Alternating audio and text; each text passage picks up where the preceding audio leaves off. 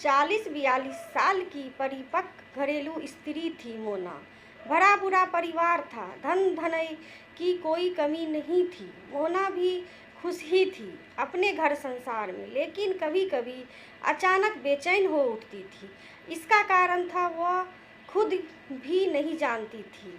पति उससे हमेशा पूछते कि उसे क्या परेशानी है, पर वह इस बात का कोई भी उत्तर ना दे पाती। तीनों ही बच्चे बड़े हो गए थे। सबसे बड़ा बेटा इंजीनियर तीसरे वर्ष में, मंजिला पहले वर्ष में और छोटा 10वीं में था। तीनों ही किशोर अवस्था में थे। वे ज़्यादातर समय अपने पिता, टीवी और दोस्तों के साथ बिताते थे। मोना चाहती थी कि उसके तीनों बेटे उसके साथ कुछ समय बिताएं, पर उनकी रुचियां कुछ अलग थीं। अब वे तीनों ही बच्चे नहीं रह गए थे। धीरे धीरे वे पुरुष बनते जा रहे थे। एक सुबह मोना ने अपने पति से कहा, मेरी खुशी के लिए आप कुछ करेंगे? पति ने कहा, हाँ हाँ, क्यों नहीं, तुम कहो तो सही। मोना सहमते हुए बोली, मैं एक बेटी गोद लेना चाहती हूँ। पति को आश्चर्य हुआ, पर मोना ने कहा, सवाल जवाब मत करिएगा प्लीज़। तीनों बच्चों के सामने भी यह प्रस्ताव रखा गया।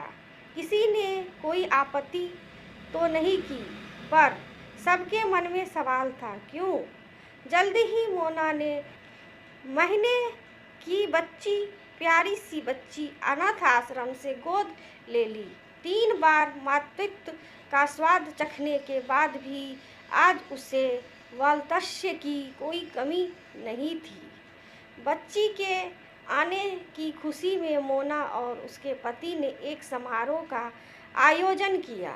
सब मेहमानों को संबोधित करते हुए मोना बोली, मैं आज अपने परिवार और पूरे समाज के क्यों का जवाब देना चाहती हूँ।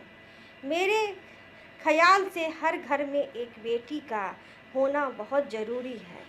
बेटी के प्रेम और अपनेपन की आर्द्रता ही घर के सभी लोगों को एक दूसरे में बांधे रखती है।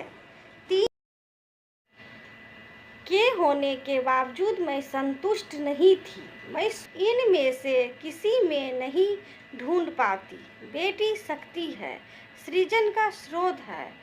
मुझे दुख ही नहीं, पीड़ा भी नहीं होती जब मैं देखती हूँ कि किसी स्त्री ने अपने भ्रूण की हत्या बेटी होने के कारण कर दिया, या उसे कचरे के डिब्बे में कुत्तों के भोजन के लिए छोड़ दिया। मैं समझती हूँ कि मेरे पति का वंश जरूर मेरे ये तीनों बेटे से बढ़ेंगे, पर मेरे मातृत्व का वंश तो एक बेटी ही बढ़ा सकती है।